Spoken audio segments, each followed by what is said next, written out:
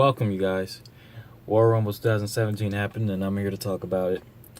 Give you my thoughts and opinions. I watched it last night live on the network. The network app started. Well, I didn't use the app. I was on there through Chrome on the website. Started to mess up during the actual War Rumble match.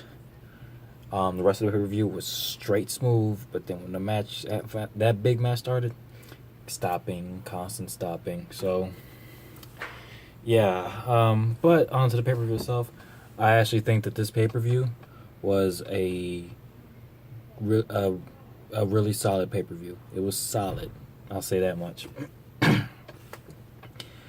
I think it got. Here's the thing. Story-wise, and like how the audience feels about certain people that won and lost and whatnot, it was like underwhelming, and disappointing. But the actual matches themselves were really good. Like the actual matches themselves were really solid. So let's go ahead and get started. I actually, sorry, just ate. I actually thought that the pay-per-view started. Well, it was in San Antonio. That's close to the proximity of where I live. Same time zone. But I was misinformed. It started an hour earlier than I expected it to. And the first match was Becky Lynch, Nikki Bella, and Naomi versus Alexa Bliss, Mickie James, and Natalya on the pre-show. And like you saw in my predictions video, I thought the heels would go over just by virtue of the fact of Mickie James just back on the main roster. Turns out they didn't. Naomi led her team to a successful victory against the heels, and it felt like, okay, well, and Mickie James didn't get to do a whole lot of match. That was interesting, but yeah, it was like Naomi's returned. It looks like they're really looking to put her in a good feud with Alexa Bliss. The second match that happened was Luke Gallows and Carl Anderson defeated Cesaro and Sheamus. I correctly predicted that. They got the titles. It's about dang time. Nia Jax defeated Sasha Banks. I predicted that right. There's not much to talk about on there. The pre-show matches were good. They were solid. Especially the tag team matches. Onto the main card. Charlotte Flair defeated Bayley. I predicted that right. That was a really solid match. Charlotte was bleeding out of her mouth. Bayley, I saw moves in her arsenal that I don't think I've seen before, and she, the moves that kind of look a little bit more solid, the one that look a little more practical, she used those, and it was a good match. It was really, really solid, and Charlotte beat her clean, which I didn't expect. Like I figured Charlotte would win, but I didn't think she would beat her clean. So I was like, okay, but we'll see where they go from here tonight on Raw. Kevin Owens versus Roman Reigns with Jericho in a shark cage. This was a really solid match. And after watching this match, I feel as though if anyone had legitimate beef with Roman Reigns, it's like, at this point, if you had beef with him after this match, if I felt like at the moment I watched it, I was like, if you have beef with Roman after this match, then your head's like, unless you met him and you didn't like him, but like the dude, you gotta give up for this dude. Like he can go, he can perform. He's been doing this stuff for these brutal matches for the last 2 years now. It's like, what else does he have to prove? Kevin Owens already knew was gonna bring it in a no disqualification match. If you've seen his independent work, you know this dude is not afraid to get a little dangerous. He had a thing raised up like a ladder of chairs. And then there was Roman Reigns. There was a good moment where he was setting it up for Roman. Roman reversed him for something, and he hadn't seen the chairs yet, so he just looks over and he's just like, man, what the heck is this? What was you trying to do with these chairs? And Jericho dropped some brass knuckles. Kevin Owens him with a Superman punch. That was a nice little thing right there. Roman put him through that ladder of chairs and then a table, and then it looked like, Ray, Roman might win this Universal title, like I thought he might. But Braun Strowman interfered. Cost Roman the match. Chokeslammed him on a table, the announcer's table that didn't break. And that was a little scary moment because I was like, ow. And he put him through a table, and then Kevin Owens pinned him. So Kevin Owens is still Universal Champion. The next match, the match I was most happy for. Neville defeated Rich Swann for that Cruiserweight Championship. And now he is undeniably the king of the Cruiserweights. It was a great match. It was solid. Rich Swann got a lot of good stuff in. A lot of good stuff. Like, it was one of those matches, like I said, I would just wish it wasn't Rich versus Neville because I want Rich to be champion. But not as much as I want Neville to be a long reigning champion. But, it was really solid anyway. Personally, this was one of the coolest moments at the end of the match. Neville won by submission. He put him in what looks like the Batista bite. And it was really cool. He had him in it after he did his top rope superplex. He had him stretched out, and he was like, "Bring me my crown," and he bent Swann even further, and it was Swann just was like, and Neville won, and it was like happy moment. I had to Snapchat it. It was pretty. It was glorious. I loved it. Next match, Cena versus Styles. Here's the thing about this match. This was a really excellent match. It was, undeniably. The problem is, the build-up to it was horrible. Like, it was horrible.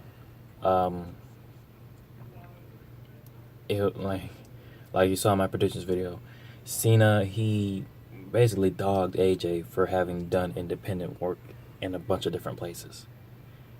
He dogged him for that, and that was just like crap. And then Cena, like I said, the whole entitlement thing is like, yeah, I've been gone for months, but I'm still first in line for that championship. And it's like, you lost to the guy 3 times now. It's like, why do you, over all these other superstars on this roster, deserve a title? If you put this match in a vacuum, and I already know there's Cena haters that are gonna be like, John Cena sucks, it sucked. If you put this match in a vacuum, this is an excellent match. Cena shows why, and he does moves in this match where it's just like, he does things in this match where it's like, you can't say this guy sucks in the ring. You just can't. Like, you just can't say he sucks in the ring, legitimately. And it's like, and again, like I said before, AJ Styles can carry anyone to a great match. And a lot of people are gonna say, well, he just carried him to a great match. He can only go so far. AJ, like, he can only make someone look. Cena has to be good, because this match was so good. If it was just only AJ was a good one in this match, it'd have been a solid match. But Cena is really, really good. And it's like, if you watch it in a vacuum, it's like, oh wow. Like, I predicted Styles would win, clearly, and wearing this shirt, I'm still wearing the shirt from yesterday. I put it back on because I had to show y'all, I understand I was rooting for AJ Styles, and he lost. That doesn't change that he's a phenomenal one. But, yeah, we'll see where this goes. My hope,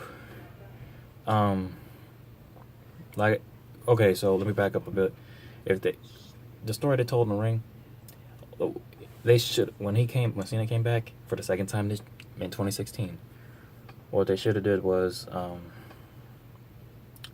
had it be where Cena fights to earn that number 1 contendership, and then, like, fighters in real life explains that there's things up his sleeve that are going to allow him improvements to his game that are going to allow him to beat Styles, because, like I said, he lost to this man 3 times.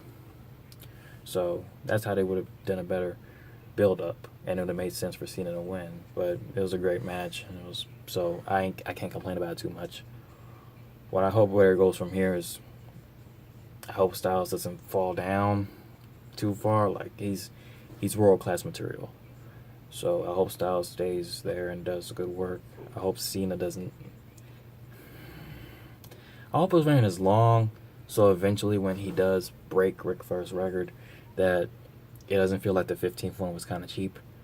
But Styles, definitely, I hope he gets it back at some point. Or Samoa Joe takes that title off of Cena's hands and comes at him with the whole, "Oh, you're dogging the independent guys." It's like, I'm gonna show you what independent guys know what to do, and he just lays into Cena and just takes that title off his hands, kind of like Lesnar did. So I hope that happens. And then the Royal Rumble match itself, this was a solid Royal Rumble. This was a really solid Royal Rumble up until the very end. As I looked through the list, I was entertained by it. I watched it with my 3 compadres that are here with me. One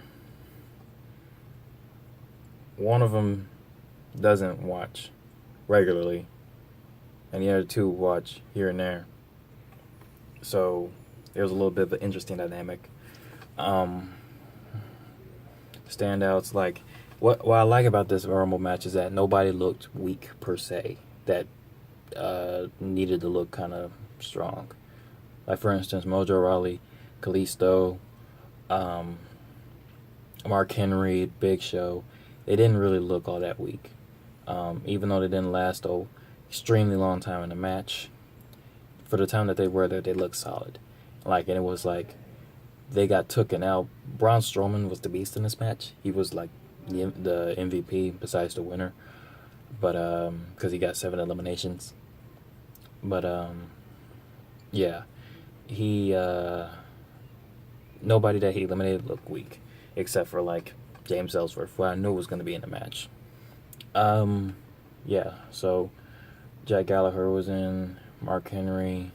That was excellent to see, especially since they're in San Antonio. He threw up the horns, or that's too sweet. Hook 'em horns. Let's see. He did get elimination too. I'm looking through the stat sheet right now. Kofi Kingston had another one of those amazing moments where it's like, how is this man staying in this match? And this spot was weird because he was on the back behind the turnbuckle, and he fell on top of it, and it kind of hit like in his upper chest area, and that's metal and it's sharp, and I was like, I know for good that hurt. But he held onto like the wire and he was like dangling, and I was like, this dude, if anybody, okay, so if they do something, I hope they do something big with the New Day for the next year or so. Why?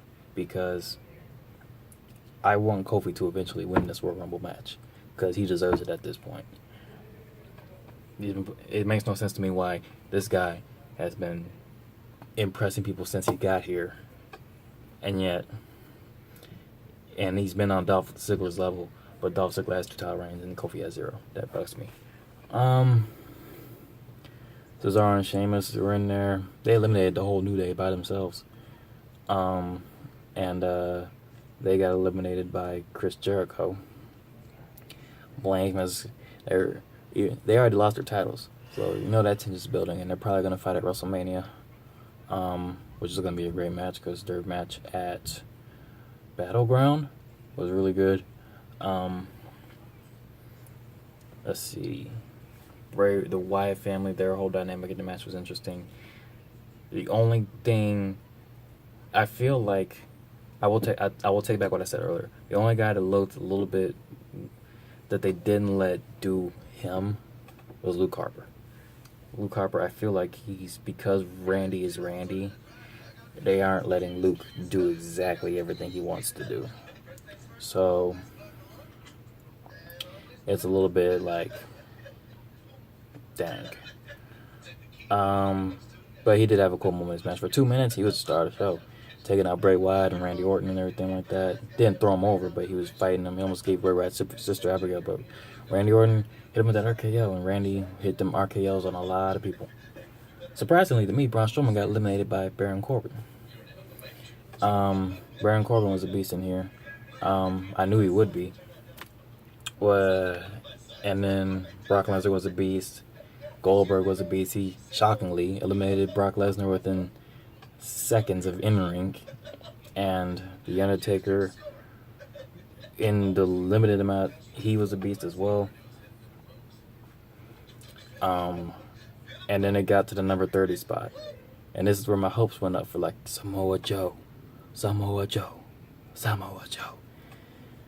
And it wasn't Joe. It was the biggest troll moment I've seen of WWE in the last little while. Number 30 was Roman Reigns, and that was, like, nah. And at this point, I was like, dang it, it kind of ruins what they did earlier already. But yeah. So yeah, he eliminated The Undertaker and two other guys. But eventually, Randy Orton won the match. Which, if you look at the Vegas betting odds, that was definitely what was supposed to happen. I guess he was the favorite to win. So this whole Wyatt family situation is supposedly going to be a big deal, or it's going to be Cena versus Orton at Mania, which hasn't happened if you don't count the triple threat with HHH. As far as notable omissions, certain spots, look, they put Ty Dillinger at the number 10. He was the perfect 10. Ty Dillinger, that was excellent. I'd hoped that would happen, and he did a great job for the 5.5 minutes he was there. But yeah, I just, Tyler Bate, the guy that won the UK tournament, he was in San Antonio. They had him come down, and you saw him at the NXT TakeOver event in the stands, and I was like, well, I hope he gets a spot. He didn't get a spot. Jack Gallagher from 205 Live did. James Ellsworth got a spot. Enzo Amore got a spot, even though Enzo's spot was very funny. So was Gallagher's too. I mean, not Gallagher. Well, Gallagher's was kind of funny, but Ellsworth. But his wasn't funny until. His wasn't really funny until Dean Ambrose got in after him. But yeah, Tyler Bate wasn't there. No Samoa Joe. Balor is still hurt, so I get that. Kurt Angle wasn't there. It just feels it was like building up to something big, and they gave Roman, but I don't know. Good match. Yeah, it was solid. Whole pay-per-view was solid. That's the best I can spot it. The match itself, really fun to watch up until like the last couple minutes. Then it was just a matter of, and I'm a Randy Orton fan, but it felt towards the end it was getting like, okay, well, which of my favorites is left? I hope he wins. Okay, they eliminated my favorite. Okay, which one do I not want to win? It was like, they just eliminate your favorites until it's just like, okay, rock in a hard place. Choose. So, yeah. But it was a good pay-per-view, guys. Yeah, I had to talk to my friends immediately, so about it, because it was really great. But definitely worth the $9.99 a month. But yeah, so that's my thoughts on it. Let me know what you guys think in the comments. If you enjoyed this little bit lackadaisical rant, like, subscribe, share. The guy you see walking around is my roommate for the time being. What else? Yes, Royal Rumble. I'm watching Raw tonight to see what they're taking from this. I'm watching SmackDown tomorrow night. Been very busy, very, very, very, very busy. But, it's like, give me a few hours just to like reassess myself. I spend it watching wrestling, just when I can. Sounds like I missed SmackDown a little while last week. I missed Raw the week before, but it happens. You get busy, but I am gonna see what happens. Yes, like I said, Neville is the king of the cruiserweights, and AJ Styles is the phenomenal one. I'll see you guys soon. Have a great day.